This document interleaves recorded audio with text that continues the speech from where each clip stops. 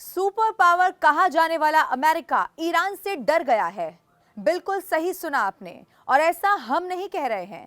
ऐसा दावा किया जा रहा है एक एडवाइजरी के आधार पर जो खुद अमेरिका ने अपने नागरिकों के लिए अब जारी कर दी है। और ये बहुत बड़ी खबर है। ये पूरी खबर क्या है और कैसे ईरान की सिर्फ एक चेतावनी से अमेरिका की नींद उड़ने वाली है, ये पूरी खबर मैं आज आपको बताने वाली हूं। लेकिन उससे पहले ऐसी हर खबर के लिए अगर अभी तक भी आपने न्यूज़ 18 इंडिया के YouTube चैनल को सब्सक्राइब नहीं किया है तो अभी के अभी कर ले, और हमेशा हर खबर से अपडेट रहने के लिए इसीलिए आपको YouTube चैनल को सब्सक्राइब करना बहुत ज़रूरी है। अब आपको मैं इस खबर के बारे में थोड़ा सा बता दूं। आपको याद होगा कि बीते दिनों इजराइल ने सीरिया में स्थित ईरान के राजनयिक दफ्तर पर एक एयर स्ट्राइक की थी। ऐसी खबरें सामने आई थी जिसमें ईरान के एक टॉप जनरल समेत 12 लोगों के मारे जाने की खबर मिली थी।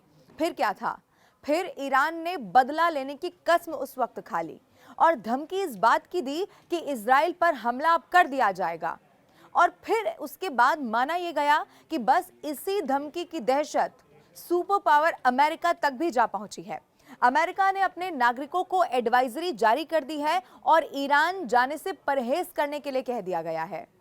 और ये ऐसे वक्त में इसीलिए भी किया गया है क्योंकि वहां किसी भी वक्त ईरान इस वक्त बहुत आग बबूला है, किसी भी वक्त वहां पर हमला हो सकता है। सिर्फ इतना ही नहीं है, अमेरिका ने बाकायदा अपने दूतावास स्टाफ से भी ग्रेटर यरूशलेम और तेल अवीव से बाहर यात्रा ना करने को कह दिया है।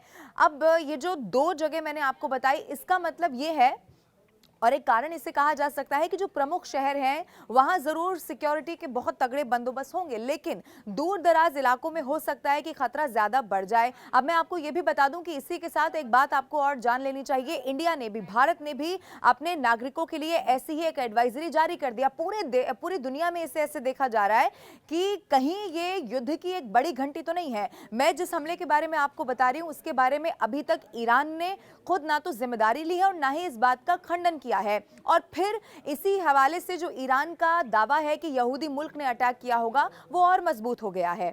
अब इस पूरे मसले को दो तरह से आप और भी समझ लीजिए। पहली बात यह है कि इजराइल और ईरान की जो तनातनी है इसने बाकी मुल्कों की टेंशन बहुत ज्यादा बढ़ा दी है। खतरा अब यह है कि ये युद्ध दूसरे देशों तक भी फैल सकता है। और ऐसा क्यों?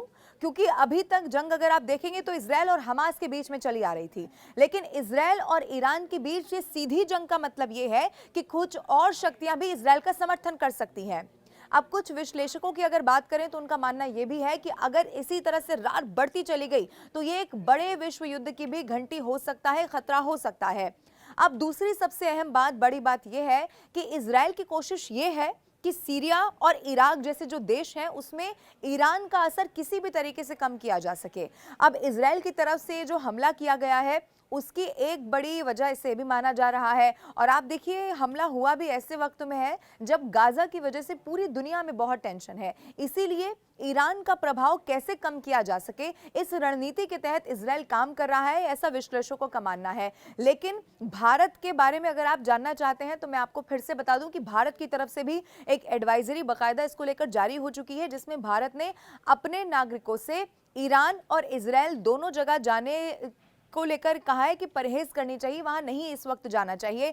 अब ऐसे में आप देखिए कि अगर ये युद्ध और ज्यादा बढ़ता है या फिर ये तकरार और ज्यादा बढ़ती है तो वो देश जो दूसरी तरफ ईरान के समर्थित हैं या फिर इजराइल के, तो वो भी यहाँ पर कूद सकते हैं। क्या ये विश्व युद्ध का खतरा हो सकता है या ये विध्वंसक युद्ध हो सकता है?